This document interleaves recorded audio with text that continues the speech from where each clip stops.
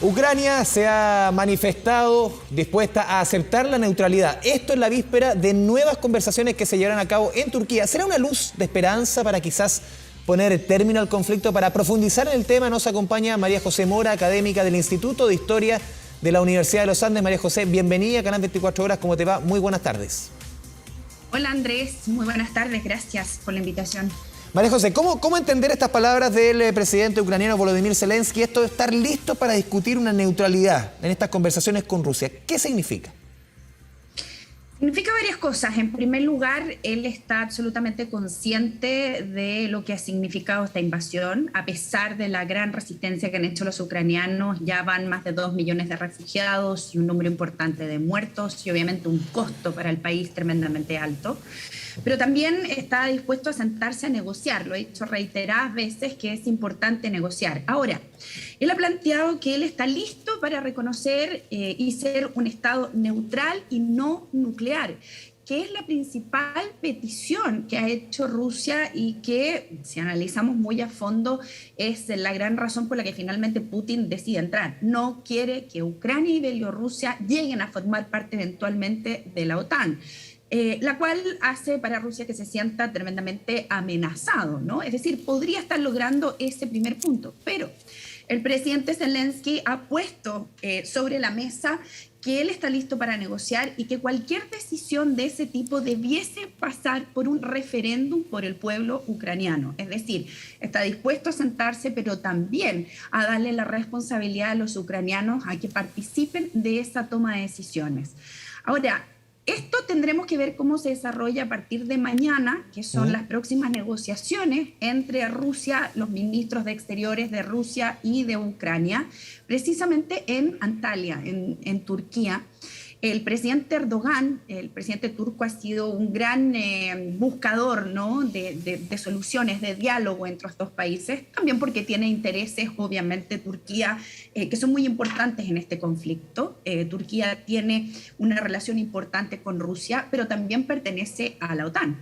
Y ha mostrado una postura bastante interesante. Es decir, si bien ha condenado lo que Turquía llamó una invasión ilegal de Rusia a Ucrania, también por otra parte se abstuvo de votar en contra de que Rusia saliera del Consejo de Europa. Si bien ha cerrado los puertos, que como ustedes saben son los más importantes para el tráfico comercial, uno de los más importantes que viene de Rusia a través del Mar Negro, ¿no? Los estrechos, el estrecho del Bósforo y el de Dardanelos. Asimismo, si bien ha cerrado el paso a los barcos rusos, no ha estado dispuesto a secundar las normativas y las sanciones económicas que ha puesto Europa. Por lo tanto, está tratando de jugar un rol lo más neutral posible, ¿no? Vamos a ver si eso, bueno, eso también le ha permitido que las negociaciones sean precisamente en Turquía, dándole una especie de visualización a todos los intentos que él ha hecho por tratar de lograr un diálogo que lleve efectivamente a la paz, Andrés. Sí, María José, también hoy día, estaba leyendo aquí el diario La Tercera, daba cuenta hoy día en su edición de esta jornada que fuentes de inteligencia ucraniana, que lo que buscaba Rusia era una separación de Ucrania, como lo que sucedió con las Coreas, con Corea del Norte y Corea del Sur. Este sería como una Ucrania del Este y una Ucrania del Oeste, haciendo el símil con lo que sucedió el 53 con las Coreas. ¿Tú ves algo de ese tipo, de acuerdo a la información, insisto, que provendría de inteligencia ucraniana? A ver, una cosa es lo que Putin quisiera, que yo diría más bien que lo que él pretende es asegurarse una zona de seguridad. Es decir, ha visto que efectivamente el desarrollo y el avance histórico de Ucrania la ha llevado los últimos años a acercarse a Europa, a eventualmente querer pertenecer a la Unión Europea, querer pertenecer a la OTAN, es decir, acercarse más a ese mundo occidental que Putin también utiliza dentro de su propaganda como el culpable muchas veces de los males internos de Rusia, ¿no?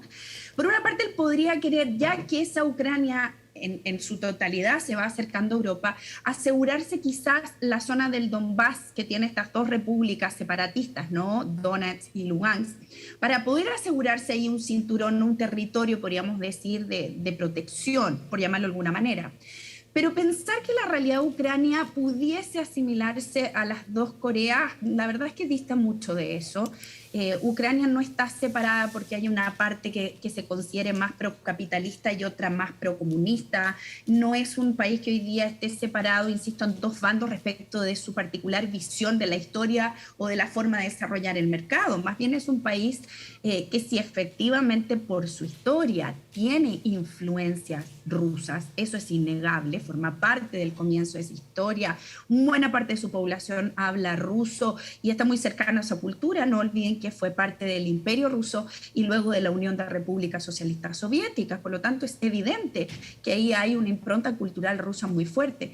Pero otra cosa es decir que efectivamente la mitad de Ucrania lo único que quiere es ser parte de Rusia, porque eso ya hoy día, según los índices de los últimos años y las muestras evidentes de los ucranianos de querer desarrollar, establecer y consolidar su propia autonomía, nos lleva a un escenario muy distinto de unas posibles dos Coreas del norte o del sur.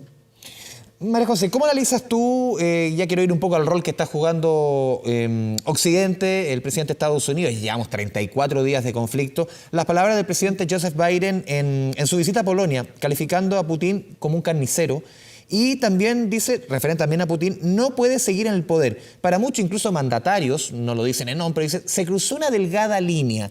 ¿Fue un error ambas apreciaciones del presidente Biden? Ahí viene el gran dilema que no muchos vemos entre la persona y el presidente de la República de un país. Cuando una persona normal y corriente emite sus opiniones, finalmente se hace cargo, ¿no? Como persona natural o independiente. Pero cuando tú eres el presidente de un país, dejas de ser tú. Eres el mandatario y eres la persona que representa el pensar de una nación. Y cuando tú sobre todo hablas en un ámbito abierto, como son, además era tan mentada la aparición del presidente Biden estos días, ¿no? En las reuniones en Europa, en Polonia, en fin, va a la frontera de Polonia con Ucrania para ver la crisis de los refugiados. Es decir, él va a hacer y va a mostrar, va a encarnar el rol de el vocero, el representante de Estados Unidos respecto al conflicto. Y por lo tanto, él como persona puede pensar, bueno, este hombre no puede seguir gobernando, pero luego como mandatario y como presidente de Estados Unidos efectivamente cruza una línea muy delicada, que incluso en la época, pensando en historia de la Guerra Fría, los mismos mandatarios, tanto de la Unión Soviética como Estados Unidos, se abstuvieron de cruzar esas pequeñas líneas que en el fondo llevaban, ¿no? De manera, podríamos decir, subliminal, a señalar evidentemente una línea de manejo de política exterior que pudiese pretender o querer que el otro salga del poder. Vimos inmediatamente como los mismos voceros estadounidenses salen a decir que en realidad lo que el presidente Biden quiso decir era que él no debería gobernar sobre Ucrania. Aquí en Chile diríamos, bueno, fueron tratando de acomodar un poco la situación, pero efectivamente es una situación y es una frase que puede haber sido considerada por muchos poco adecuada, dado el nivel de tensión que se está viviendo en este momento en las negociaciones, ¿no? Insisto, una cosa es lo que es una persona y otra muy distinta es cuando encarnas el rol de presidente, encarnas un cargo solemne y representas a una nación completa. Por eso desde lo que te vistes hasta lo que dices, de alguna manera transmite, ¿cierto?, un mensaje que va a tener repercusiones como las que efectivamente, como tú dices, ha generado los dichos del presidente Biden, ¿no? Algunos lo han criticado muchísimo y otros han dicho, bueno, muchos lo pensamos, sí, pero una cosa es pensarlo y otra decirlo con el símbolo, ¿no? Con el escudo del país del Claro, año. más aún si eres presidente de la República. En otro punto, hoy día publicaba María José el Wall Street Journal sobre una investigación que se está llevando a cabo, envenenamiento de 2 enviados ucranianos y nada menos que el magnate ruso Roman Abramovich, que está sirviendo una suerte como de mensajero entre autoridades rusas y autoridades ucranianas. A ver, nuevamente el envenenamiento es como algo que se repite, recuerda el caso de Navalny, cuántos otros personas que han muerto en Rusia, periodistas, diplomáticos. ¿Qué te dice esto? Porque eso ya es casi un clásico ruso. ¿De qué nivel está escalando esto? La verdad es que uno trata de ser muy cuidadoso con esto, Sí. porque la verdad es que estamos casi en la línea, diría uno, de Misión Imposible, ¿no? O de las películas, como esa cosa que uno dice, pero esto no puede ser real, ¿no? Pero efectivamente, si revisamos lo ocurrido, como tú bien mencionas, Andrés, en los últimos años, hemos tenido periodistas como Ana Politkovskaya, que despertó, la encontraron en el ascensor de su casa con balazos en su cabeza y era una mujer tremendamente crítica del gobierno de Putin. Hemos visto el caso del mismo Víctor Yukachenko, que fue siendo candidato a la República de Ucrania, recuerden, fue envenenado con esta toxina que empezó a dañar su piel.